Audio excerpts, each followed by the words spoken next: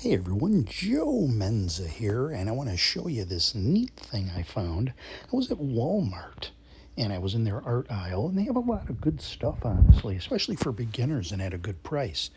But I found this Royal and Langnickel, like, it looks like a swatch book, but there's actually pan paints in here.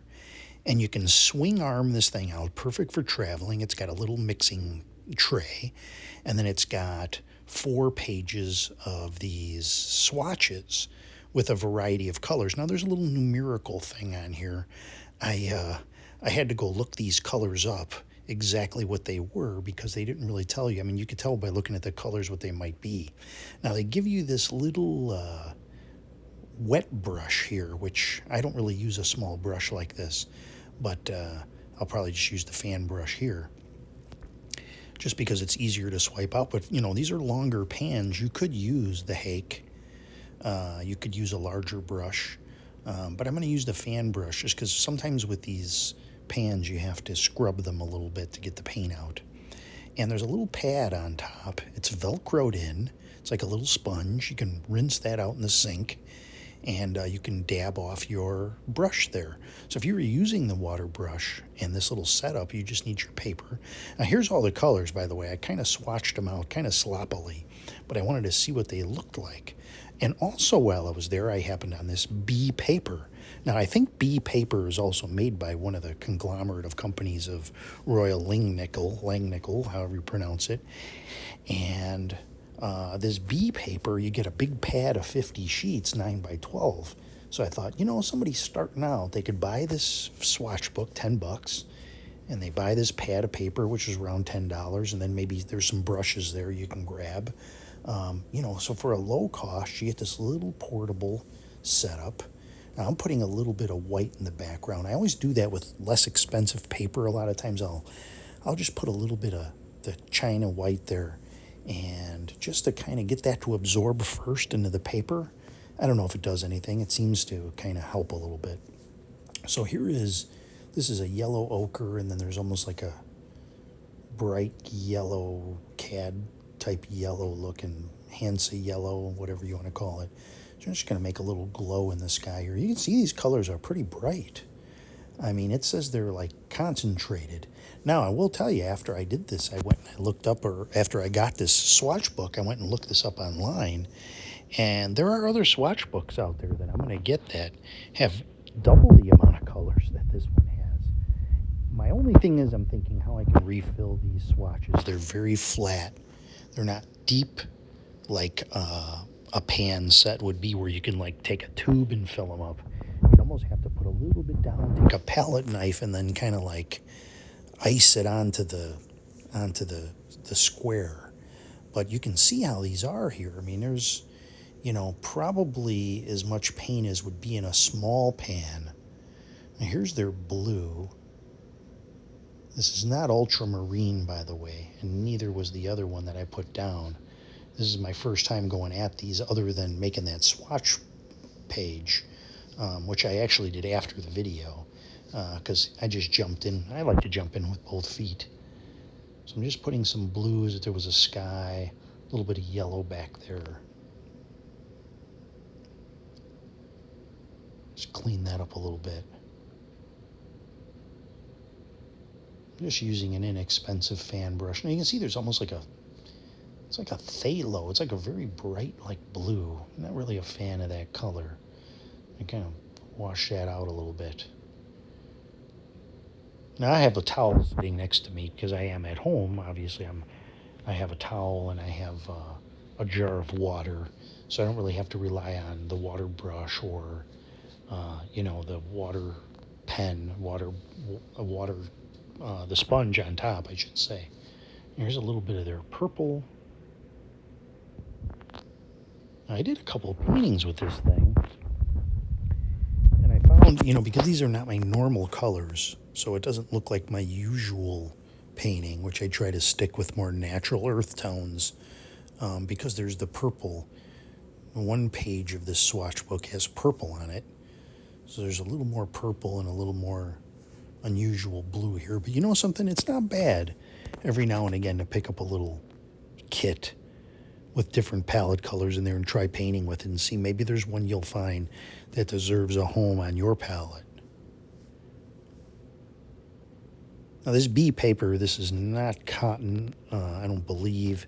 It's probably a wood pulp type paper.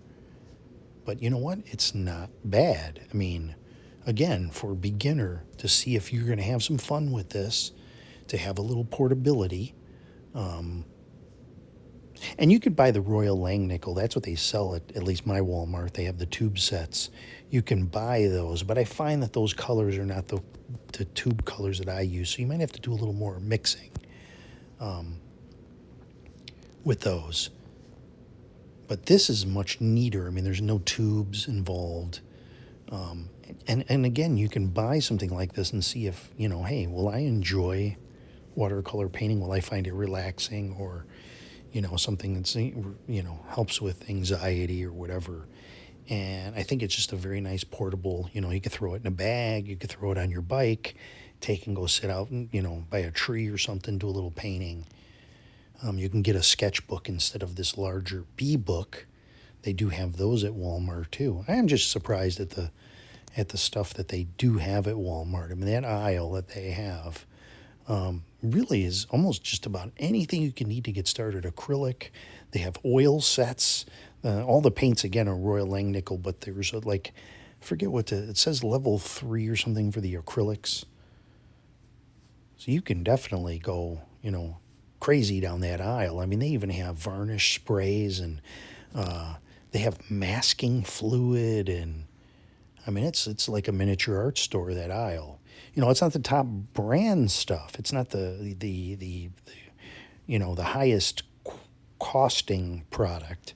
You're not going to find Daniel Smith in there or anything. But again, this is enough for if this is your hobby and you're looking to have fun.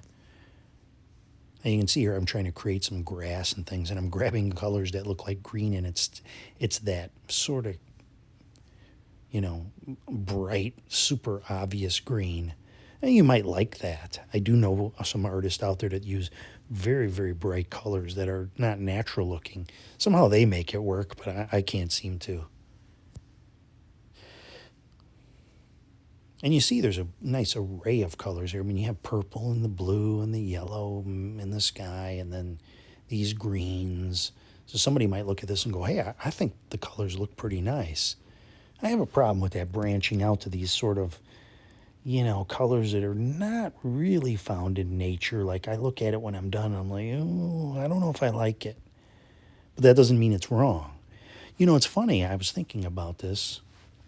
I was thinking about all the artists that have come down, and, some of the ones that are the most popular of society, that have made the most money, or the most well known, aside from, Van Gogh or Michelangelo and those. Let's put the masters to the side for a moment and get into more modern era. Let's look at Bob Ross. Let's look at Thomas Kincaid.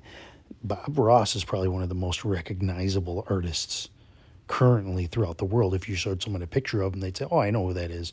Thomas Kincaid, there was, at one time they said there was one of his items out of every 3 households, and he was even on the stock exchange, his company, and had all those, art shops that you can go into and so forth. And yet, those two have their detractors. You'll see, oh, Bob Ross, he wasn't good at painting. Yeah, he brought people into, but, his paintings were this or that, and Thomas Kincaid, oh, his colors were it was too kitschy and blah, blah, blah. And, some of these artists, they'll sit down and they'll teach you. They'll have classes and stuff like that. Well, what makes that person as a teacher, what makes them carry any, credibility, whatever. And I think really it goes back to, there can be wrong ways to do things, but my point I'm getting to here is that artistry is such, it's so, the judgment of it, when you're worried about, oh, I'm not good or this or that, there's not everybody's going to like everything. And, you're going to have, people that look at things as, oh, I don't like that. And people that like other things. So the point of it is that not to be intimidated by not to be intimidated because you don't think you're any good or you don't want to show people your art. Art is art. So if you like that person, you want to take lessons, you want to do a Bob Ross lesson, and then do that if that appeals to you. And I always say the technique, that's what should pull you in. Like how you see somebody doing something, and you like the way that person prepares meals or paints. Maybe you don't want to, like, hey, let's say cooking. Okay, I like to grill. Well, some people don't like the barbecue grill outside. They'd like to make by the stove. Grilling appeals to me. If I see somebody grilling and, oh, I want to do that, I want to try that on my grill. And I may not want to be a baker and bake something in the oven. So, what appeals to you, what draws you into that technique. That's why I like the fast and loose technique, because it's quick, it's not tedious, it's not fussing, and within a few minutes you're done. You're not spending weeks and months on the project. But if you like spending weeks and months on one painting, then that's what you should go for. If you're project oriented, you want to take your time and have something to show after a 6-month period, then you should do that. But no one really should say, hey, judgment is in the eye of the beholder. So no one can say this is the person to follow for art.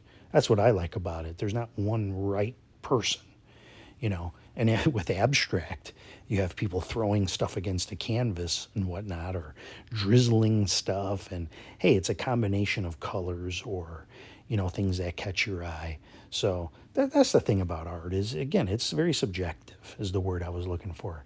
And it can be subjective even amongst the most popular.